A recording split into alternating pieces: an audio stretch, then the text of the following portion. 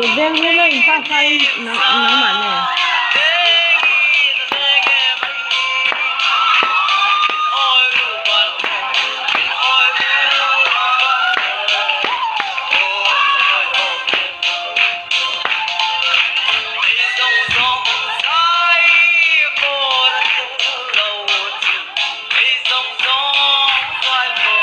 Con nhân tục với cái alaya lâu ông lộ như cả alaya ông lộ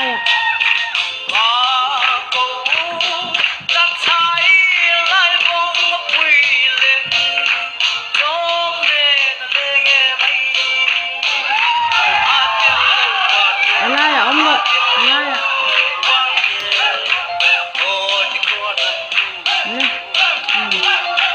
sudah vậy sụt thân ra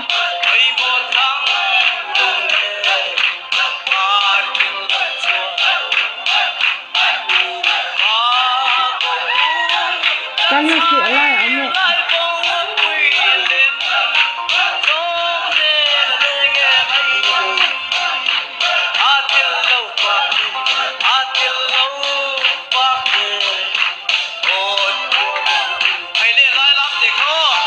Ông không chưa lại ông chưa rồi.